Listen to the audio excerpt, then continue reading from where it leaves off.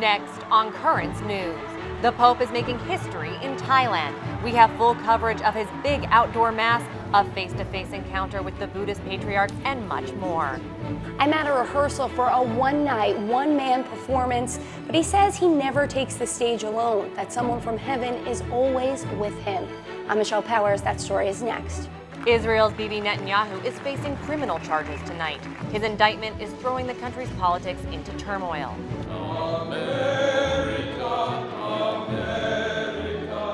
Offering thanksgiving to the heroes who keep our city safe, New York's first responders. The news starts right now.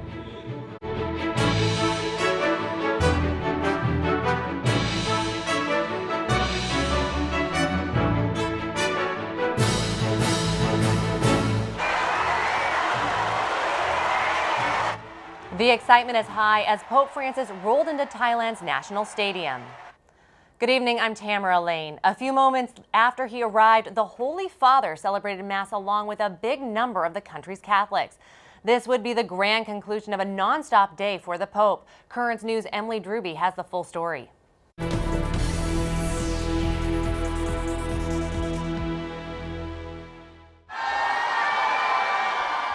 A loud welcome for Pope Francis as he greeted the people of Thailand on the first full day of his mission to Asia.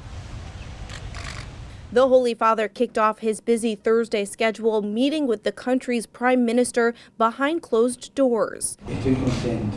And then in front of a crowd, Francis thanked Thailand for protecting vulnerable women and kids from sex traffickers. I think of all those women and children of our time, especially those who are wounded, violated, and exposed to every form of exploitation, enslavement, violence, and abuse. The Holy Father is also determined to build up unity among the world's religions. To that end, he had a face-to-face encounter with Thailand's Buddhist patriarchs. The positive meeting ended with a symbol of unity, the two leaders holding hands. Francis also visited the St. Louis Hospital of Bangkok, an institution open to rich and poor alike that was founded 120 years ago by the city's Catholic Archbishop. You must be ready to embrace whatever each new day sets before us. It is about welcoming and embracing human life as it arrives at the hospital's emergency room. It was a day full of cheers and song. Pope Francis greeted by these voices before lunch at the Vatican's embassy. The Holy Father wrapping the day with a big outdoor mass at Thailand's National Stadium. 60,000 people celebrated the liturgy with the Pope. That amounts to about 10% of the 400,000 Catholics living in Thailand. His homily highlighted those people who are some of the most important to him, migrants and people on the peripheries. I think of young people enslaved by drug addiction and a lack of meaning that makes them depressed and destroys their dreams. I think of migrants deprived of their homes and families, and so many others who, like them, can feel forgotten, orphaned, or abandoned. The Papal Mass ended with 800 Thai women performing traditional dances. Emily Druby, Currents News. Cardinal Miguel Iuso was with the Holy Father for the meeting with the Buddhist patriarch. The cardinal is in charge of interreligious dialogue and said the encounter helps break down barriers. Simbolico è stato il fatto che Papa Francesco ha molto sottolineato che la nostra presenza è una presenza di testimonianza e di servizio al di là delle appartenenze. The cardinal added that the two leaders clearly showed an appreciation for one another. The Pope has another big day in Thailand coming up tomorrow. He'll meet with Catholic priests and religious. The Holy Father is also scheduling a session with the bishops of the nation. He'll host an interreligious gathering at one of Bangkok's universities, and the Pope will celebrate Mass with young people at the Cathedral of the Assumption. That special event will be televised on Net TV at 3 p.m. We'll have complete coverage of all the day's events on tomorrow's Currents News. Tonight, Israel's Prime Minister Bibi Netanyahu was under indictment on corruption charges, throwing the country into new political turmoil. Netanyahu is the longest-serving prime minister and the first to be indicted while in office. The case against him involves allegations of bribery and fraud to get good coverage from Israel's media. The indictment heightens the uncertainty surrounding the year-long struggle to choose the country's next leader. In the U.S., Democrats are trying to force President Trump from office. Today's TV impeachment battle on Capitol Hill focused again on Ukraine and American politics. A witness accused Russia of planting a phony story about Ukraine and the 2016 election. Steve Nannis reports the latest. Two new witnesses offering new details in the ongoing impeachment inquiry into President Donald Trump. Fiona Hill, a former top Russia advisor for the White House, pushing back on a claim made by some Republicans that it was Ukraine, not Russia, that interfered in the 2016 election. This is a fictional narrative that has been perpetrated and propagated by the Russian security services themselves. She also urged lawmakers to be prepared for similar action from Russians in the next election. We are running out of time to stop them. Also testifying before the House Intelligence Committee, David Holmes, counselor for political affairs at the U.S. Embassy in Ukraine. The president's voice was loud and recognizable. Holmes testified that he heard a call between Trump and Ambassador to the European Union Gordon Sondland. According to Holmes, Trump asked Sondland about whether Ukraine will investigate his political opponents. I then heard President Trump ask, so he's going to do the investigation. Ambassador Sondland replied that he's going to do it, adding that President Zelensky will do anything you ask him to do. Thursday's hearing the latest in a busy week on Capitol Hill. On Wednesday, Ambassador Sondland testified that the White House conditioned aid to Ukraine on carrying out political investigations. The president has denied any wrongdoing and maintains that the entire impeachment inquiry is politically motivated. In Washington, Steve Nannis, Currents News. Pennsylvania's legislature is moving closer tonight to allowing new lawsuits in sex abuse cases. The Republican-controlled state Senate passed a broad expansion of the statute of limitations for criminal and civil laws. Once approved in the House, adult survivors will have a new opportunity to sue their abusers and the institutions that may have covered up the crimes. Last year's grand jury report on abuse in most of Pennsylvania's Catholic dioceses sparked the debate over changing the law. A different debate involving the Democrats who want to be president was staged last night. The main target for the contenders, the man they want to replace, President Trump. Mary Maloney reports from Atlanta. Right out of the gate, the marathon historic impeachment hearings taking center stage at the 5th Democratic debate. Justice is on the ballot. Well, I learned something about these impeachment trials. I learned, number one, that Donald Trump doesn't want me to be the nominee. On a crowded stage in Atlanta, 10 Democratic presidential candidates sought to stand out from the pack. If you think a woman can't beat Donald Trump, Nancy Pelosi does it every single day. I never thought I'd be on a Forbes magazine list, but they did one of all the candidates by wealth, and I am literally the least wealthy person on this stage. Exchanging barbs at the event hosted by MSNBC and the Washington Post. It's unfortunate that we have someone on the stage who is attempting to be the Democratic nominee for President of the United States, who during the Obama administration spent 4 years full-time on Fox News criticizing President Obama. What Senator Harris is doing is unfortunately continuing to traffic in lies. The candidates tackling major topics like climate change, the economy, foreign policy, and health care. Let's bring as many people in and get as much help to the American people as we can. I'm the only person on this stage who will say that climate is the #1 priority for me. In some cases, highlighting the progressive against moderate battle within the party. The vast majority of Democrats do not support Medicare for all. We should build on Obamacare. For the frontrunners like Joe Biden, Elizabeth Warren, Bernie Sanders, and Pete Buttigieg, it was about maintaining momentum. While for some of the lower polling candidates, the night could be do or die. As commander-in-chief, I think we need to be focused on the real threats of the 21st century. If you want bold change in the United States, you're going to have new and different people in charge. In Atlanta, I'm Mary Maloney. As a follow-up to the debate, we'll explore the issue of faith and politics with Michael Sean Winters, the author of Left at the Altar, How the Democrats Lost the Catholics and How the Catholics Can Save Them. That's still ahead in this newscast. Now we want to tell you about a Thanksgiving celebration at a Queens Catholic high school today ahead of next week's holiday. The purpose of this is to show gratitude for the incredible men and women who sacrificed so much in serving New York. Currents News' Tim Harfman reports from Flushing. America. An outpouring of thanksgiving for the men and women who keep the city safe. New York's first responders. They're always there to protect life. Life is valuable. life is sacred. And I think our belief as Catholics that life is precious is reflected in the work that the first responders do. A reading from the Holy Gospel according to The Mass offered for the heroes is timed to be celebrated near Thanksgiving, with Brooklyn Auxiliary Bishop Raymond Geppetto presiding at Holy Cross High School in Flushing. The students are inspired. Sophomore Sarah Keenan is one of them. They're my role models. I look up to them every day and I aspire to be like them.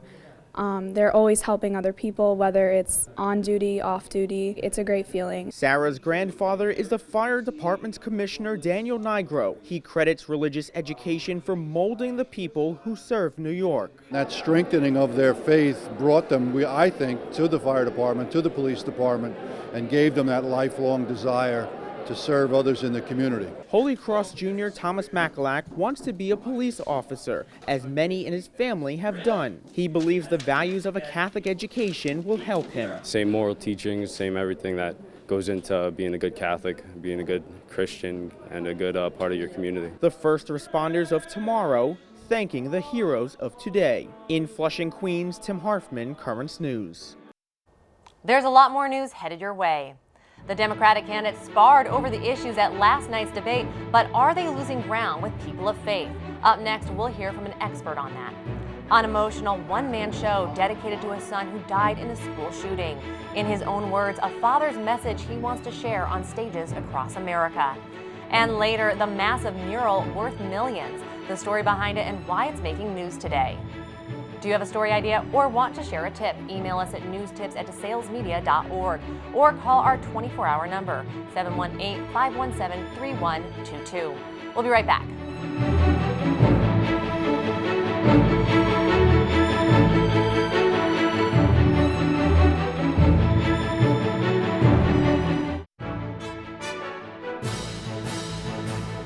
I saw him walking away from the car and I said, "I love you." He said, "I love you, Dad." And then that was the last time that I see him alive. For Manuel Oliver, the past is painful to remember, but the future is even more so. He lost the love of his life in a mass shooting, and now he's trying to save someone else. He and his wife are on a mission and a tour around the country to stop gun violence. Their latest stop, New York City. Michelle Powers has the story. But he really loved. Manuel Oliver never thought he'd be here. When Frank Ocean came out with his album Blonde, in a one-man show, talking about his son. Me on stage? Absolutely not.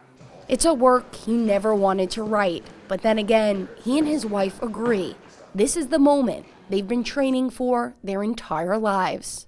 I like to think that way because it makes you, it gives like a kind of a reason to what happened. 911, what is your emergency? On February 14th, 2018, the Olivers family changed forever when a gunman opened fire at Marjorie Stoneman Douglas High School in Parkland, Florida. 17 people were killed. The police and fire department are on scene.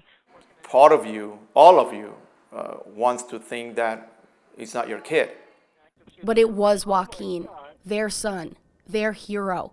The baby they moved from Venezuela for a safer life. We are parents, we will be always parents, we're gonna be going to heaven, we're gonna still keep being mom and dad. That's why they're making it their mission to keep his memory alive. They say it's too late to save Joaquin, but it's early enough to save someone else.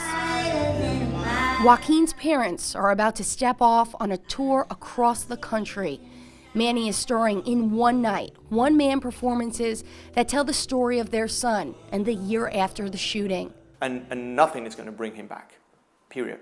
So because that's how we know things will go, we need to be okay with the process and small victories. What they do consider a win, people stepping into their shoes and feeling with them. They say it's not about politics, it's about saving lives. That was his senior year. The tour will kick off in New York this Friday before it makes stops in swing states and other cities marred by mass shootings. Our job is to honor Joaquin's life and allow people through seeing that to draw their own conclusions about the future of this country. James Clements is the show's director. And he says no matter how many times he watches Manny, it brings him to tears. He isn't a trained actor, but what he perhaps lacks in the training, he more than makes up for, because there's no actor that could bring this amount of passion to a role. For hours and days at a time, Clement says it's hard for him to get Manny to take a break. When he's tired, he just thinks of the last moments of his son's life. Taking a break for 10 minutes, I really don't need that. I just need to get this thing going, and if I need to practice more time, I will. Joaquin was playing basketball like a champ. Powering Manny through, Joaquin. He says his son is always with him. I mean, you can't have more faith than that. He's there. He always here, there, everywhere we go. Michelle Powers, Currents News. You can see Manuel take the stage at the 92nd Street Y tomorrow on the Upper East Side. Showtime begins at 8 o'clock. Tickets are still available at guacmysonmyhero.com. The fifth Democratic debate was held last night in Atlanta. The 10 candidates sparred on a number of issues, including gun control. But tonight, we are asking a different kind of question. Do Democrats have a religious problem? In 1960, the Democratic vote among Protestants held up for John Kennedy, but what put him over the top against Richard Nixon was his soaring support among Catholics. Nearly 80% voted for him, making him America's first Catholic president. But today, many believe that the Republican Party is the political standard bearer for persons of faith. Democrats, meanwhile, are now seen as representing the non-religious voter. Joining us now is Michael Sean Winters. He is a columnist for the National Catholic Reporter and author of Left at the Altar, How Democrats Lost the Catholics and How the Catholics Can Save the Democrats. Michael, thanks so much for being with us. Glad to be here. Let's begin first with the issue of abortion. The Supreme Court may revisit Roe v. Wade, and a number of states have passed near total bans on abortion. The issue has become a major topic in the 2020 campaign. Here's what Senator Elizabeth Warren said last night. I believe that abortion rights are human rights. I believe that they are also economic rights. And protecting the right of a woman to be able to make decisions about her own body is fundamentally what we do and what we stand for as a Democratic Party. There has been a lack of questions on the right to life issue in the Democratic debate. How much is this hurting Democrats? I think, the two parties have shaken out on this issue. So those voters who it is their number one issue or their only issue, if they're in favor, if they're pro-life, they're going to be Republicans. If they are pro-choice, they're going to be Democrats.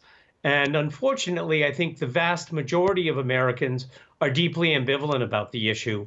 But all the money, all the energy, all the special interest efforts come from the extremes. So I don't know how much it hurts the Democrats any more than it has increasingly over the previous years. I suspect the backlash against laws like you saw in Alabama, which did not even allow for an exception in the case of rape or incest, I think that backlash is going to be quite awful, and I don't think the pro-life movement is prepared for it. Well, let's go now to the issue of marriage equality. How is this shaping the race for 2020? It's very interesting. Obviously, we, for the first time, have an openly gay candidate who has married his partner, Mayor Pete Buttigieg. And curiously, he's also the Democratic candidate who's most likely to speak about his faith and how his faith informs his values and his choices. Obviously, I think that's a red flag for a lot of believers. Obviously, more conservative believers would see a contradiction there.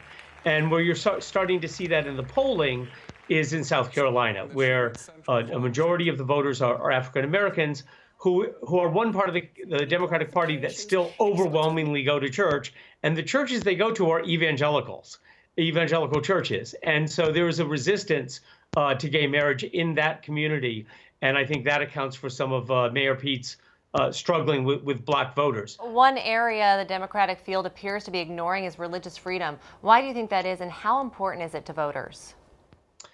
I don't think it's hugely important to voters. It overlaps, obviously, with the abortion voters on both sides, or with the extremes on same-sex rights issues. It's obviously been a big bugaboo for the bishops' conference. The other key part about the Catholic vote that you have to remember is 50% of it, and the increasing part of it, is Latino. And their children are being put in cages at the border. So you're not going to bring up, if you're asking them to worry about religious liberty, when there's this frontal assault from the President of the United States on them, They just don't. They think your priorities are wrong, and I think they're right. And I think that's something the bishops have to consider much more effectively than they did last week in Baltimore. Michael Sean Winters, author and columnist for the National Catholic Reporter. Thanks so much for being with us today. Glad to be here. Still to come on Currents News. An elderly widow loses her wedding ring and thought a piece of her heart was gone forever, but the power of prayer triumphed. And a holiday heirloom, the first ever Christmas card and its connection to Charles Dickens. And please check out one of the latest features in the tablet, the Our Diocesan Family page. That's where you can send in photos of your family receiving certain sacraments, such as baptism, First Communion, confirmation, and marriage. For more information and to submit your pictures, go to thetablet.org/OurDiocesanFamily. We'll be right back.